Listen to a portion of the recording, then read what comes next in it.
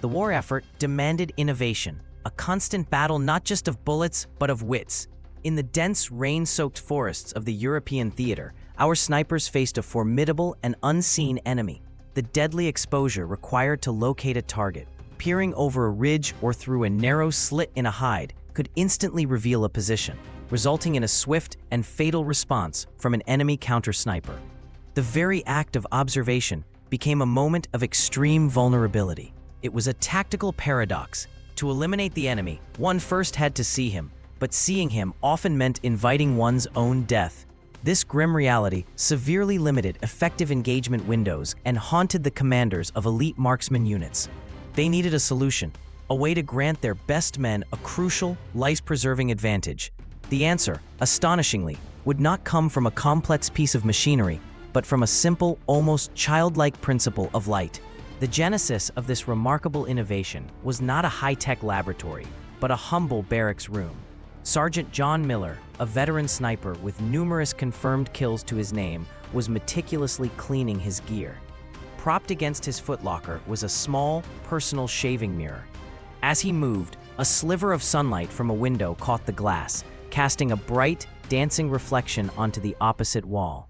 Miller, a naturally observant man, noted how the little patch of light perfectly captured the movement outside the window without him having to look directly at it. A seemingly trivial observation, but for a mind sharpened by survival, it sparked an incredible connection. He pondered if this simple phenomenon could be weaponized, if a sniper could see without ever physically exposing his eyes or his scope's lens to the enemy's line of sight. This was the birth of the silly mirror trick. Miller's initial concept was deceptively straightforward. He envisioned a small, adjustable mirror that could be extended just above the protective parapet of a sniper's nest. This mirror would, in theory, reflect the battlefield back to the sniper, who would be safely concealed below the lip of the position. He could then observe enemy movement, identify targets, and even estimate range without ever revealing the telltale glint of his scope or the outline of his head. The idea was met with initial skepticism. Some of his superiors dismissed it as a parlor trick, unworthy of the serious business of modern warfare. They argued that a mirror's reflection could never provide the clarity or detail of a direct view through a high-powered telescopic sight. Yet Miller, backed by a pragmatic platoon commander, persisted, believing that even a slight reduction in exposure could save lives. Unofficial prototyping began immediately, using whatever materials were at hand. Miller's first model was crude, his own shaving mirror fastened with wire to a broken bayonet, which could be thrust into the earth. Peering from a trench, he tested its effectiveness. The image was shaky and distorted, but it undeniably showed the landscape beyond the parapet. He could see men moving at a distance, their forms blurry but identifiable. This proof of concept, however flawed, was a vital first step. It demonstrated that the core principle was sound. The challenge now was to refine this basic tool into a reliable, battlefield-worthy instrument. It needed to be stable, offer clearer image, and be adjustable to various angles and lighting conditions. The bayonet mirror contraption was the right flyer of a new form of military observation. Refinement was key. Miller collaborated with a unit armorer, Corporal Evans, who had a knack for field modifications. They sourced a higher quality, optically flat glass mirror from a damaged reconnaissance vehicle. Evans built a sturdy, articulated arm from scavenged radio parts, allowing the mirror to be pivoted and locked into place with precision. A small flip-down protective cover was added to prevent accidental glints when not in use. This new device, dubbed the Observer's Aid Mark I, was no longer a makeshift toy but a purpose-built tool. It was rigorously tested in a secure training area, simulating battlefield conditions. Snipers practiced using the mirror to track moving personnel and identify specific features, comparing the reflected image to their direct visual and scope views, calibrating their perception to this new way of seeing. The first major test in a live combat scenario came during the tense stalemate near the Belgian border. A German sniper had dinned down an entire company for a day, his position a complete mystery. Every attempt to locate him had resulted in another casualty. Miller's squad was tasked with neutralizing the threat. Using the cover of a ruined building, he carefully emplaced his mirror device on a crumbling windowsill, ensuring it was camouflaged with rubble. From a safe position several feet below the window, he had a perfect, albeit reflected view of the suspected enemy-held terrain. He spent hours in patient observation, his own body and rifle completely hidden from view. The mirror did not betray his presence, and the enemy sniper, confident in his concealment, remained active. Through the mirror's reflection, Miller's trained eye scanned the distant tree line, the shattered farmhouse, the pile of broken masonry.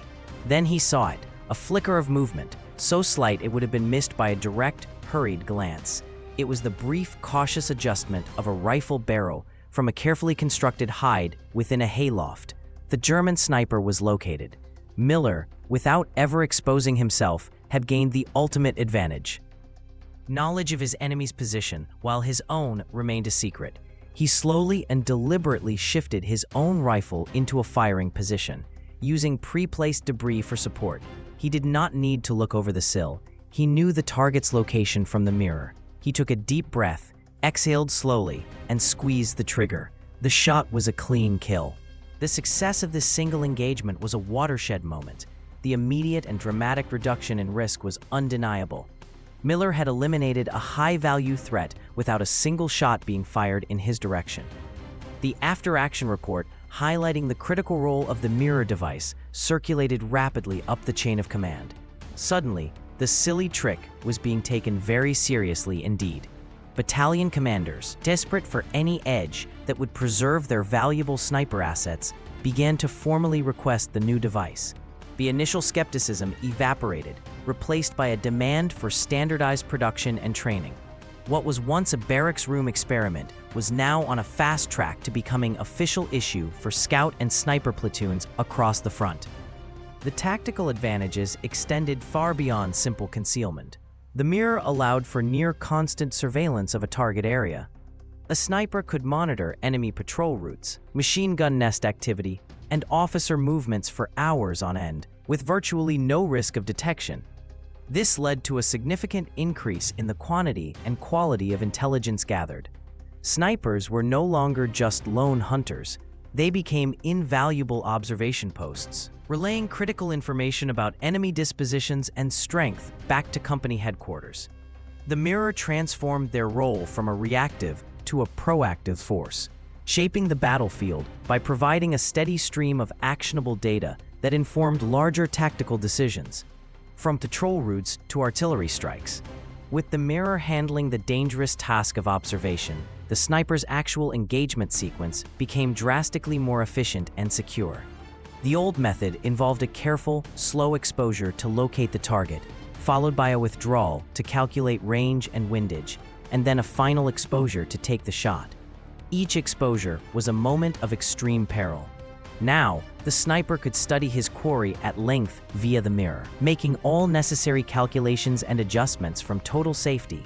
When the moment was perfect, he would simply rise, his rifle already aimed at the predetermined point, and fire in one fluid motion.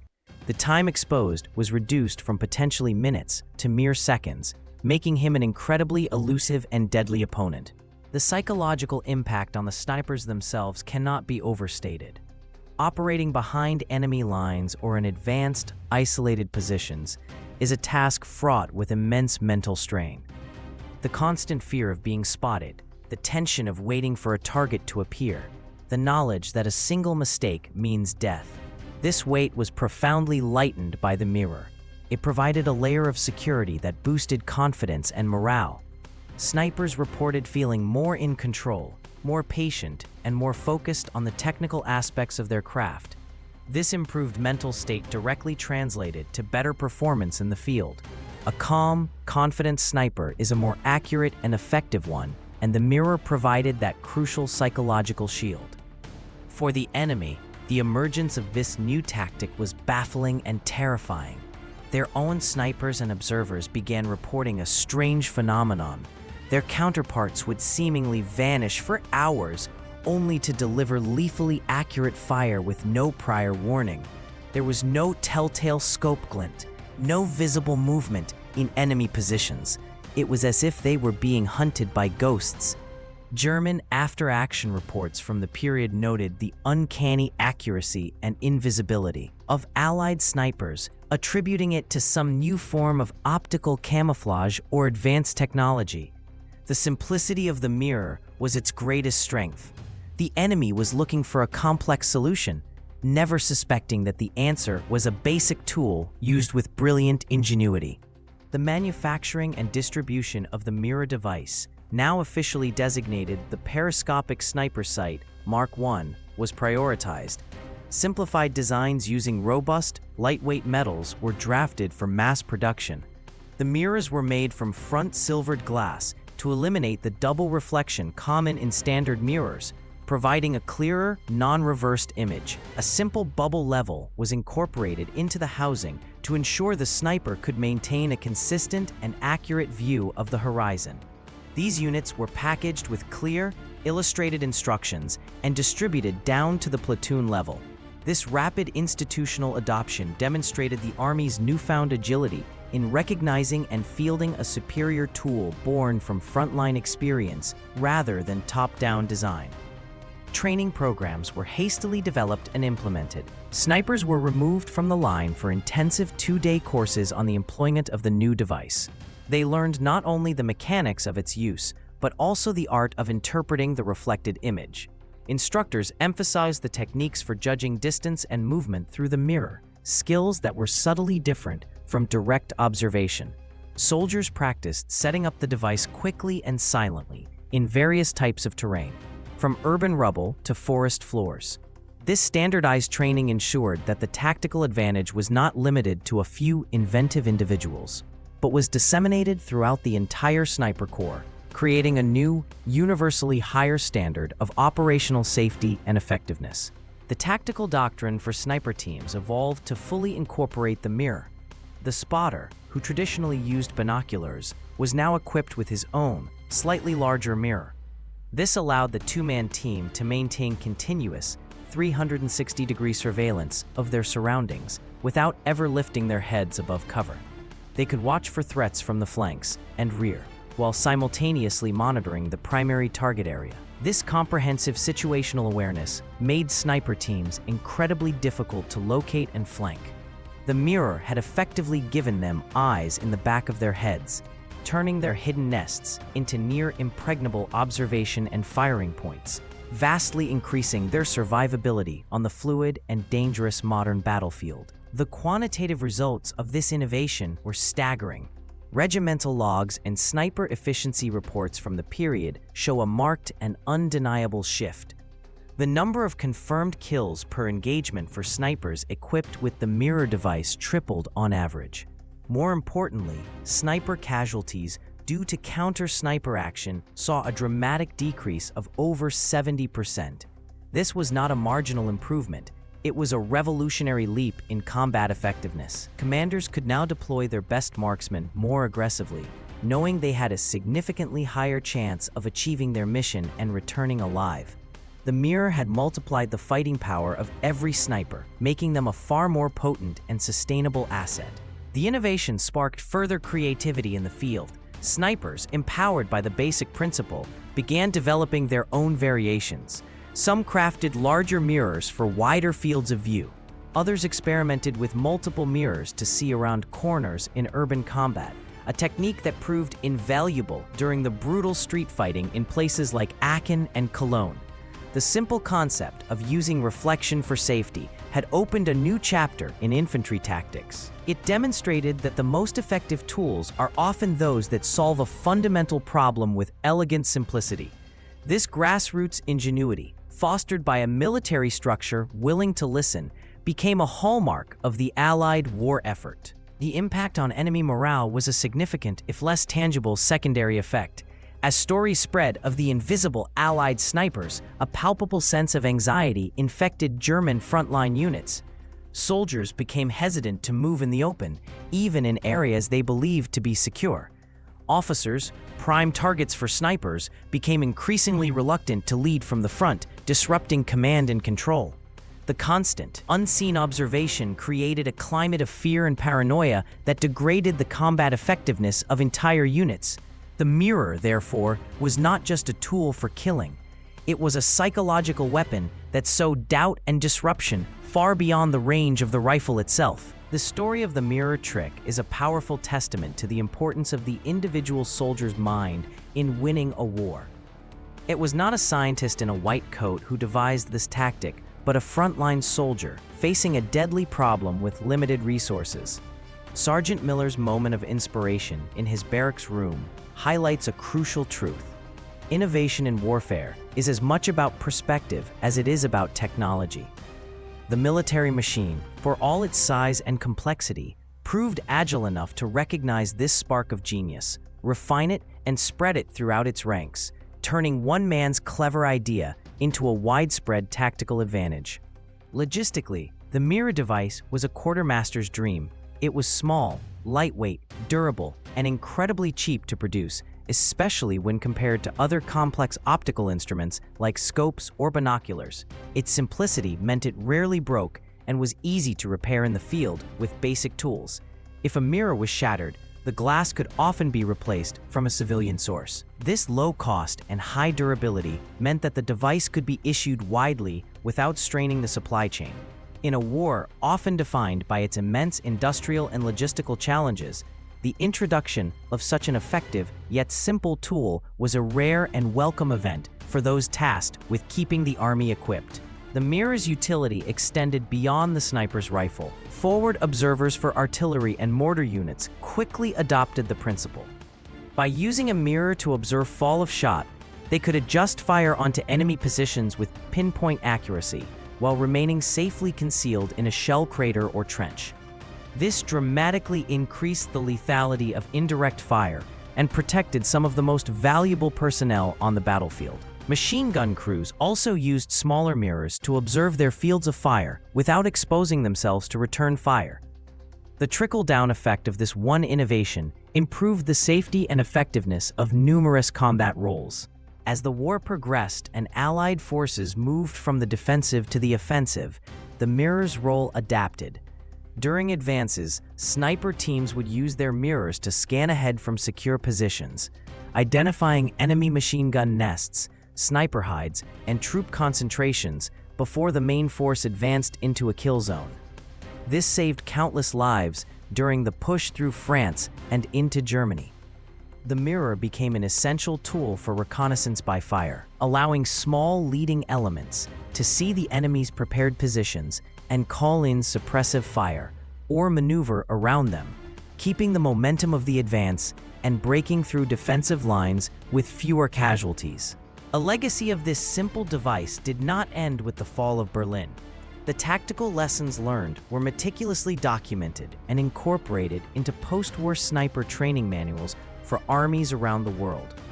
The principle of using periscopic or mirrored devices for safe observation became a fundamental tenet of modern sniper doctrine. While technology has advanced, with the introduction of electronic periscopes and fiber optic cameras, the core concept remains unchanged. Maximize observation while minimizing exposure. The silly mirror trick of World War II laid the foundational philosophy for all subsequent developments in the field of covert military observation. In a broader historical context, the story serves as a poignant reminder that necessity is indeed the mother of invention. In the vast industrialized chaos of the Second World War, where victory often seemed to hinge on the production of thousands of tanks and aircraft, a small piece of glass and a clever idea had a measurable impact on the ground war.